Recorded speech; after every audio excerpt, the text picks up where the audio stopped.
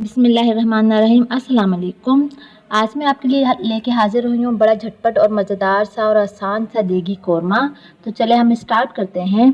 आधा kilo chicken, आधा पाव दही, थोड़ी सी दालचीनी के टुकड़े, 4 अदद लौंग, 10 से 15 काली मिर्ची, एक सब्ज़ इलायची, एक बड़ी इलायची, आधा चम्मच ज़ीरा और लहसुन अदरक का पेस्ट 1 चम्मच।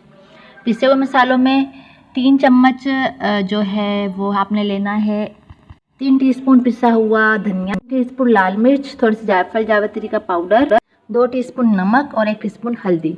ये 2 अदद मीडियम छोटे से प्याज जो है आपने ले लेने हैं। इसको अच्छे से ब्राउन करके इस तरह टिश्यू पेपर पे स्प्रेड कर लेने हैं ताकि इसका मॉइस्ट जो है टिश्यू पेपर जज्ब कर ले।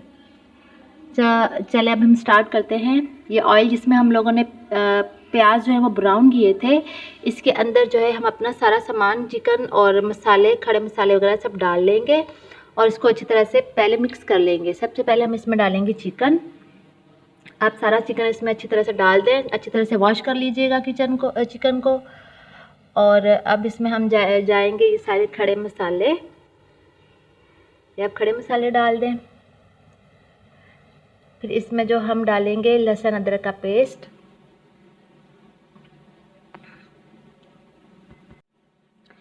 लहसुन अदरक का पेस्ट और फिर पिसे हुए मसाले, लाल मिर्ची, नमक, धनिया, हल्दी वगैरह इसमें अच्छी तरह से डाल दें। और जायफल जावित्री का जो पाउडर है वो ऐड में जाएगा, पहले से मत डालीजिएगा।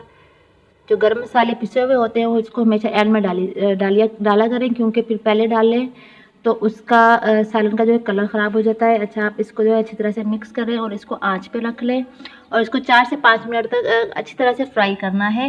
और पास ही खड़े रहकर आपने अच्छी तरह से फ्राई करना है, क्योंकि इसमें जो मसाले हैं वो नीचे लग जाएंगे।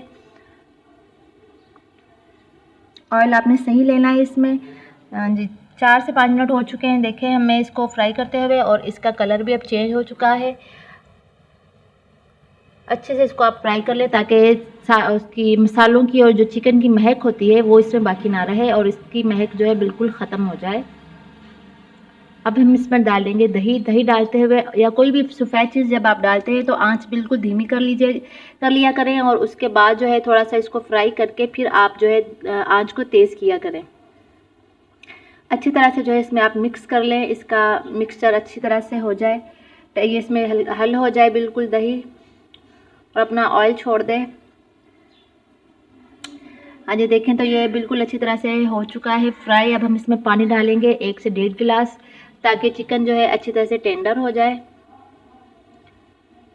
जितना भी आप रखना चाहें इसको और डाल दें थोड़ा सा पानी। अब इसको आप ढक कर दम दे दें। आज ये देखें, आपने आंच जो है मीडियम रखनी है। और अब इसमें प्याज डालें ब्राउन। आपने इसको कूंडी में पीस लेना है, मिक्सी वगैरह में मत पीसिएगा। उसका जो टेस्ट, एक तो पीसने में भी थोड़ा प्रॉब्लम करते हैं, फिर इसका टेस्ट भी कोई इतना मज़े वाला नहीं आता। तो आप जो है इसको मिक्सी में नहीं पीसिएगा, हाथ से पीस के आप इसको इसमें डालें। ज़्यादा प्याज मत लें और ज़्यादा ब्राउन मत करें। अगर आप ज़्यादा प्याज लेंगे या ब्राउन करेंगे ज़्यादा तो आपका कौरमा जो है वो कड़वा भी हो सकता है। तो आपने अब इसमें डालना है 2 चम्मच खोपरे का चूरा। खोपरे का चूरा डालने से इसका टेक्सचर जो है अच्छा सा हो जाता है, गाढ़ा गाढ़ा सा हो जाता है और उसका टेस्ट भी जो है अच्छा हो जाता है। ज़्यादा मत डालिएगा वरना ये लेवी सी बन जाएगी। आप इसको खोपरे का चूरा डाल के और प्याज डाल के अच्छे से थोड़ा सा पका लें। और आपने उतना ही इसका मसाला रखना है जितना आपको पसंद आए। आपने इसको ढक देना है थोड़ी देर के लिए।